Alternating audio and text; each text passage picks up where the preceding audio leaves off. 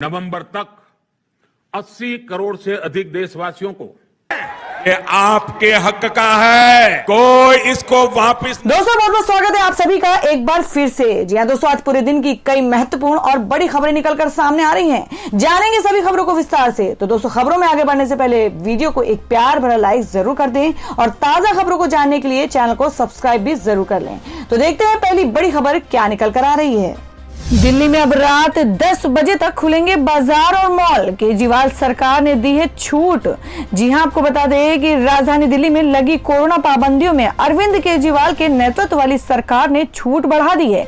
दिल्ली में मॉल और बाजार अब रात 10 बजे तक खुलेंगे। शनिवार को ही आप सरकार की ओर से ये जानकारी दी गई है और आने वाले समय में त्योहारी सीजन को देखते हुए ये फैसला लिया गया है। दिल्ली के व्यापारिक संगठनों ने हाल ही में आप सरकार से त्योहारी सीजन से पहले बाजार को खोलने की अनुमति देने का आग्रह किया था। दिल्ली भाजपा ने भी शुक्रवार को मुख्यमंत्री अरविंद केजरीवाल के आवास के पास प्रदर्शन किया था और मांग की थी कि साप्ताहिक बाजारों को फिर से खोलने की अनुमति दी जाए। इस साल अप्रैल में कोविड की दूसरी लहर आने और संक्रमण के मामले बढ़ने के बाद कई तरह की पाबंदियां लागू कर दी गई थी, जो बीते कुछ दिनों में धीरे धीरे हटाई जा रही हैं। राजधानी दिल्ली में कोरोना के 14 लाख से ज्यादा केस मिले हैं, जिसमें अब सिर्फ 500 एक्टिव केस हैं। शनिवार को केंद्रीय स्वास्थ्य मंत्रालय ने बताया कि पिछले 24 घंटे में 38,628 नए मामले दर्ज किए गए हैं, जबकि इस दौरान 617 कोरोना संक्रमितों की मौत हुई है।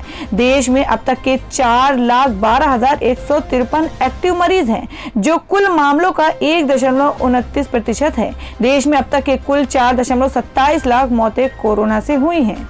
देश में इस समय केरल में सबसे ज्यादा कोरोना के केस आ रहे हैं और वहां काफी पाबंदियां भी हैं। केरल के अलावा तमिलनाडु, मिजोरम, गोवा और पुडुचेरी में भी प्रतिबंध लगाए गए हैं। इसके अलावा देश के कई राज्यों और केंद्र शासित प्रदेशों में हल्के प्रतिबंध लगाए गए हैं। हालांकि अब सख्त पाबंदियों को बहुत कम जगह पर है। वीकेंड लॉकडाउन ही ज्यादातर जगहों पर है। तो दोस्तों आप लोगों को क्या लगता है कि दिल्ली की तरह अब हर राज्यों में लॉकडाउन में छूट दे देना चाहिए? इसमें आप लोगों की क्या राय है? आप अपनी राय कमेंट बॉक्स में जरूर बताएं। बढ़ते अगली खबर की ओर। टोक्यो ओलंपिक खेल में जेवलिन थ्रोअर नीरज चोपड़ा ने जीता गोल्ड मेडल। अक्षय कुमार से लेकर पूरे बॉलीवुड ने किया सलाम। जी हां, बात कर रहे हैं कि भारत के star javelin thrower Neeraj Chopra इतिहास रचते हुए टोक्यो ओलंपिक में गोल्ड मेडल जीत लिया है। नीरज चोपड़ा ने करोड़ों लोगों का सिर आज गर्व से ऊंचा किया है। जी हां, आपको बता दें सोशल मीडिया से लेकर टेलीविजन पर सिर्फ एक ही नाम छाया हुआ है, वो है नीरज चोपड़ा। नीरज चोपड़ा ने भाला फेंक में गोल्ड मेडल जीता है। इस कारनामे को सलाम करने के लिए पूरा बॉलीवुड भी आगे आया है। अक्षय कुमार, एकता कपूर, अनिल कपूर, लता मंगेशकर, रितेश देशमुख, अनुपम खेर से लेकर आमिर खान ने नीरज चोपड़ा को शुभकामनाएं दी हैं। नीरज चोपड़ा देश के ऐसे शख्स हैं जिन्होंने भारत को जेवलिन थ्रो में पहला गोल्ड मेडल जीता है। उनकी बदौलत भारत को ओलंपिक खेलों में एथलेटिक्स में मेडल मिल पाया है। अब भारत के लिए इससे बड़ा शायद दिन ही ना हो सकता हो। ओलंपिक की व्यक्तिगत प्रतियोगिता में आज तक सिर्फ एक ही मेडल मिला था और नीरज चोपड़ा दूसरे शख्स हैं। इससे पहले बीजिंग ओलंपिक 2008 में शूटर अभिनव बिंद्रा ने ये कमाल किया था। एकता कपूर ने नीरज चोपड़ा की खेल की तस्वीर के साथ पोस्ट लिखा, #नीरज चोपड़ा भारत के लिए पहला गोल्ड मेडल लेकर आए हैं। उनकी शानदार जीत निश्चित रूप से हमारे देश के युवाओं को प्रेरित करेगी। भारत को आप पर गर्व है। तो दोस्तों जीते हुए गोल्ड मेडल नीरज चोपड़ा का मनोबल बढ़ाने के लिए कमेंट में 2 शब्द जरूर लिखें। बढ़ते अगली खबर की ओर। प्रतिबंधों में ज्यादा छूट देने पर विचार कर रही सरकार, लोकल पर भी फैसला जल्द। जी हां, बात कर रहे हैं कोरोना से पहले ज्यादा प्रभावित राज्य महाराष्ट्र में भी हालात काफी हद तक सुधर गए हैं, जिस वजह से अब उद्धव सरकार लॉकडाउन प्रतिबंधों में ढील देने की योजना बना रही है। जल्द ही चर्चा के बाद लोकल ट्रेनों पर भी फैसला ले लिया जाएगा। इस संबंध में सीएम उद्धव ने होटल और रेस्टोरेंट के प्रतिनिधियों से मुलाकात की थी, जिन्होंने शाम 4 बजे के बाद और ज्यादा ढील देने की मांग की है। इस पर सीएम ने साफ कहा कि जो भी ढील मिलेगी वो नए नियमों के साथ ही मिलेगी। दरअसल शनिवार को CM Thackeray Brihanmumbai electric supply and transport के एक कार्यक्रम में शामिल हुए। वहां पर लोगों को संबोधित करते हुए उन्होंने कहा कि महाराष्ट्र सरकार और अधिक छूट देने जा रही है, लेकिन हम हर कदम सावधानी से उठा रहे हैं। लोकल ट्रेन के यात्रियों के लिए भी फैसला लिया जाएगा। हमें ये सुनिश्चित करने की आवश्यकता है कि ये ढील कोविड की नई लहर को ट्रिगर ना करे। उन्होंने आगे कहा कि राज्य सरकार ने हाल ही में 25 जिलों में ढील की शुरुआत की, जहां कम से कम केस वाले जिलों में सभी दुकानों को रात 8 बजे तक खोलने की अनुमति दी गई है। इसके अलावा सरकार ने 17 अगस्त से शहरी और ग्रामीण क्षेत्रों में कुछ कक्षाओं के लिए स्कूलों को फिर से शुरू करने की अनुमति दी। वहीं मुंबई लोकल में सिर्फ जरूरी सेवाओं से जुड़े लोगों को ही यात्रा करने की इजाजत दी जा रही है। मध्य प्रदेश में बाढ़ का कहर, यूपी में हाहाकारी हुई लहरें, राजस्थान में मुश्किलें हालात, बिहार में 11 और झारखंड में 14 की मौत। जी हां, आपको बता दें कि गंगा व यमुना समेत कई नदियों का जलस्तर बढ़ने से कई इलाकों में हाहाकारी लहरों ने हालात मुश्किल कर दी हैं। उत्तर प्रदेश के बहुत से इलाके बाढ़ से घिर गए हैं। आपदाग्रस्त कालपी में शनिवार को नौकायन कर रहे युवकों की नाव लहरों के वेग से असंतुलित होकर पेड़ से टकराकर यमुना में डूब गई। हादसे में 4 युवकों के डूबने की सूचना है। आपको बता दें, मध्य प्रदेश में चंबल नदी खतरे के निशान से 4 मीटर ऊपर बह रही है।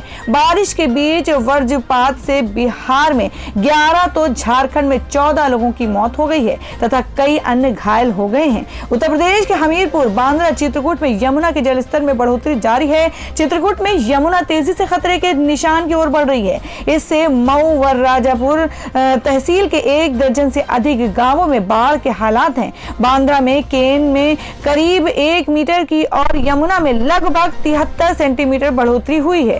औरैया में यमुना का जलस्तर 117.2 मीटर है। यमुना का चेतावनी बिंदु 112 मीटर तथा खतरे का निशान 113 मीटर पर है। और कन्नौज में गंगा का जलस्तर घटा है, लेकिन हालात सामान्य नहीं है। दोस्तों, अगर आप भी अपने गांव, शहर या राज्य की खबर देखना चाहते हैं तो कमेंट में अपने गांव, शहर या राज्य का नाम जरूर लिखें। और अगर आपको अभी तक किसी भी सरकारी सुविधा का लाभ नहीं मिला है तो वो भी कमेंट करके जरूर बताएं कि सरकार की कौन सी योजना आप तक नहीं पहुंची है, जिससे कि आपकी बात हमारे चैनल के माध्यम से सरकार तक पहुंच जाए। तो चलिए बढ़ते हैं अगली बड़ी खबर की ओर। ट्विटर ने राहुल गांधी का अकाउंट अस्थायी तौर पर किया सस्पेंड, कांग्रेस ने ट्वीट कर दी जानकारी। जी हां, आपको बता दें कि भारतीय राष्ट्रीय कांग्रेस के पूर्व प्रमुख और नेता राहुल गांधी का ट्विटर अकाउंट शनिवार को अस्थायी रूप से निलंबित कर दिया गया है। कांग्रेस पार्टी ने इस बात की जानकारी दी। पार्टी के मुताबिक उनके अकाउंट की बहाली के लिए उचित प्रक्रिया का पालन किया जा रहा है। पार्टी ने ट्वीट कर बताया कि श्री राहुल गांधी का ट्विटर अकाउंट अस्थायी रूप से निलंबित कर दिया गया है। उनके अकाउंट की बहाली के लिए उचित प्रक्रिया का पालन किया जा रहा है, जब तक वह अपने अन्य सोशल मीडिया प्लेटफॉर्म के माध्यम से आपसे जुड़े रहेंगे और जनता के लिए अपनी आवाज उठाते रहेंगे और उनकी समस्याओं के लिए लड़ते रहेंगे। जय हिंद। राहुल गांधी ने शुक्रवार को विपक्षी दलों के कई नेताओं के साथ जंतर मंतर पर प्रदर्शन कर रहे किसानों के प्रति एकजुटता दिखाई और उनकी किसान संसद में शामिल हुए। उन्होंने शुक्रवार को किसानों के समर्थन में अपने ट्विटर अकाउंट से हिंदी में एक कविता भी लिखी। इसके जरिए उन्होंने न केवल पीएम मोदी पर तंज कसा, बल्कि विरोध कर रहे किसानों के प्रति एकजुटता भी व्यक्त की। जब राहुल गांधी से ये पूछने पर कि सरकार का कहना है कि वे किसानों से बातचीत को तैयार है, उन्होंने कहा कि कृषि कानूनों पर चर्चा से काम नहीं चलेगा, इन काले कानूनों को वापस लेना होगा। उन्होंने ये भी आरोप लगाया कि सरकार विपक्ष को पेगासस जासूसी का मुद्दा संसद में उठाने की अनुमति नहीं दे रही है। उन्होंने कहा कि आप जानते हैं संसद में क्या हो रहा है, हम पेगासस मुद्दे पर बात करना चाहते हैं, लेकिन वो हमें अनुमति नहीं दे रहे हैं। हर टेलीफोन में नरेंद्र मोदी आ गए हैं।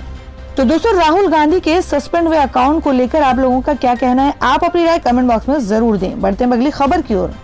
अमरिंदर सिंह ने की नीरज चोपड़ा को 2 करोड़ रुपए देने की घोषणा। यह है पंजाब से लिंक। जी हम बात कर रहे हैं कि पंजाब के मुख्यमंत्री अमरिंदर सिंह ने टोक्यो ओलंपिक में भाला के फेंक में स्वर्ण जीतने वाले प्रदर्शन के लिए नीरज चोपड़ा को 2 करोड़ रुपए के नगद पुरस्कार की घोषणा की है।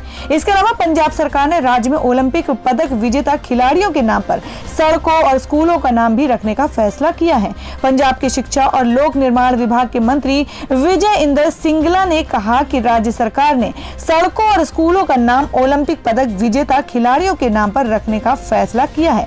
मुख्यमंत्री कार्यालय ने एक बयान में कहा कि एथलेटिक्स में भारत का पहला ओलंपिक स्वर्ण पदक जीतने वाले सूबेदार नीरज चोपड़ा वीएसएस की शानदार उपलब्धि के सम्मान में पंजाब के मुख्यमंत्री कैप्टन अमरिंदर सिंह ने शनिवार को 2 करोड़ रुपए के विशेष नगद इनाम की घोषणा की। मुख्यमंत्री ने ट्वीट किया, गोल्ड नीरज चोपड़ा, आपने इतिहास रच दिया है और पूरे देश को गौरवान्वित किया। आपका 87.58 मीटर विनिंग थ्रो आज ट्रैक एंड फील्ड क्षेत्र के दिग्गजों का हिस्सा होगा। भारत आपका ऋणी है। जय हिंद। मुख्यमंत्री ने कहा कि ये भारत और पंजाबियों के लिए गर्व का क्षण है, क्योंकि चोपड़ा का परिवार पंजाब से जुड़ा है। बयान में कहा गया है कि एथलीट ने डीएवी कॉलेज चंडीगढ़ में पढ़ाई की और Netaji Subhash national institute of sports Patiala में भी अभ्यास किया। सिंगला ने कहा कि खेलों में भारत की ओर से पंजाब का योगदान स्वर्णिम और बेहद शानदार रहा है। ओलंपिक में इस बार पंजाब के 20 खिलाड़ी देश का प्रतिनिधित्व कर रहे हैं। इससे पहले पानीपत के रहने वाले नीरज चोपड़ा के लिए हरियाणा के मुख्यमंत्री मनोहर लाल खट्टर ने 23 वर्षीय एथलीट को 6 करोड़ रुपए का नगद इनाम देने की घोषणा की थी। इसके अलावा बीसीसीआई ने नीरज चोपड़ा को 1 करोड़ रुपए का इनाम देने का ऐलान किया है। बता दें कि ये टोक्यो ओलंपिक में भारत का पहला स्वर्ण पदक है और बीजिंग में 2018 के खेलों में अभिनव बिंद्रा के जीतने के बाद अपने ओलंपिक इतिहास में देश का दूसरा व्यक्तिगत स्वर्ण पदक है। नीरज चोपड़ा ओलंपिक में स्वर्ण पदक जीतने वाले पहले भारतीय एथलीट हैं। राजकुंद्रा पॉर्न केस में शर्लिन चोपड़ा से 8 घंटे पूछताछ, बोली शिल्पा शेट्टी को पसंद आते थे मेरी वीडियो।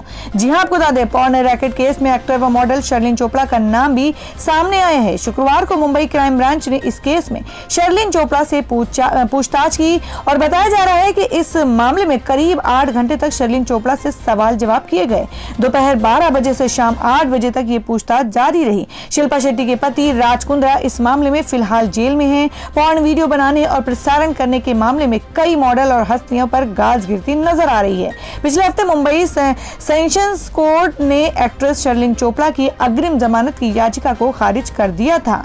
जी आपको बता दें कि शर्लिन चोपड़ा ने इंडिया टुडे के से बातचीत में कहा कि राज कुंद्रा मेरे गुरु थे, लेकिन उन्होंने मुझे गलत आश्वासन दिया। उन्होंने तो मुझे ये तक कहा कि शिल्पा शेट्टी को भी मेरे वीडियो बहुत पसंद आते हैं। राज कुंद्रा ने ही मुझे विश्वास दिलाया था कि आज के समय में सेमी न्यूड और पॉर्न वीडियो बनाना कोई बड़ी बात नहीं है, ये सामान्य है, इसलिए मुझे भी इस काम में आना चाहिए। शर्लिन चोपड़ा कहती हैं कि पहली बार जब मैं राज कुंद्रा से मिली तो मुझे लगा था कि वो मेरी पूरी जिंदगी बदल जाएगी, मुझे भी इंडस्ट्री में बड़ा ब्रेक मिलेगा, लेकिन मैंने ये कभी नहीं सोचा था कि शिल्पा शेट्टी के पति मुझे गलत चीजें करने को कहेंगे। शर्लिन चोपड़ा से जब पूछा गया कि पॉर्न और सेमी पॉर्न की शूटिंग में उन्हें कैसे धोखा दिया गया, तो वे बताती हैं कि मैंने आर्म्स प्राइम के साथ एक समझौता किया और वीडियो बनाना शुरू किया। इसके तहत शुरुआत में तो ये ग्लैमरस वीडियो ही थे, लेकिन धीरे धीरे ये बोल्ड फिल्मों की तरह बढ़ते गए। कुछ समय बाद मुझे सेमी न्यूड और फुल न्यूड वीडियो करने को कहा गया।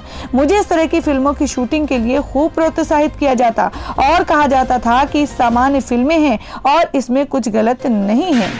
बाढ़ पीड़ित इलाकों में सलमान खान ने भेजे 5 ट्रक राशन किट। चिपलुन और महाड़ में लोग हैं परेशान।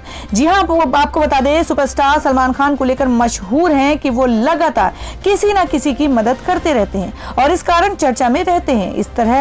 इस समय भी कुछ ऐसा ही सामने आ रहा है। पता चला है कि सलमान खान ने अब बाढ़ पीड़ितों की मदद के लिए अपने हाथ आगे किए हैं।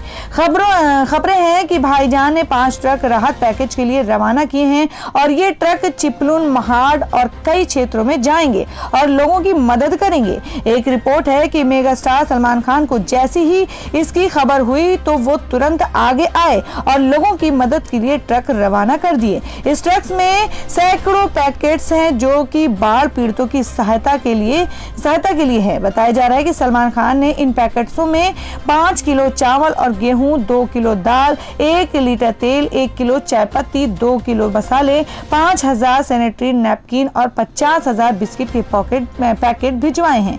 जैसे ही ये खबर सामने आई, लोग उनकी तारीफ कर रहे हैं और एक बार फिर से एक बेहतर काम करने को लेकर उनको शुक्रिया कह रहे हैं। भाईजान ने कोरोना काल के समय भी दोनों हाथ से पीड़ितों की मदद की थी और इंडस्ट्री के दिहाड़ी मजदूरों के बैंक खातों में पैसे तक पहुंचाए थे।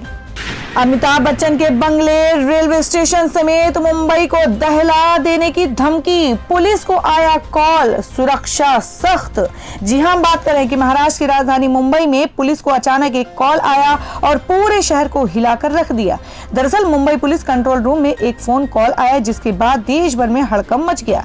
इस फोन कॉल में कहा गया कि मुंबई में 3 रेलवे स्टेशनों CSMT, भाईखला, दादर के साथ बॉलीवुड के महानायक अमिताभ बच्चन के बंगले में बम रखे हैं। शुक्रवार देर रात इस सूचना के मिलते ही पुलिस ने पूरे शहर में सुरक्षा बढ़ा दी और इस धमकी भरे फोन कॉल देने वाले शख्स का मुंबई पुलिस पता लगाने की कोशिश में लगी हुई है।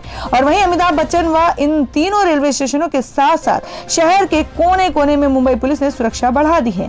पुलिस अधिकारियों ने मीडिया संग बातचीत में कहा कि तलाशी के दौरान अब तक कुछ भी संदिग्ध नहीं मिला है। इस फोन कॉल को लेकर कहा जा रहा है कि पुलिस जांच में ये कॉल फर्जी निकला है।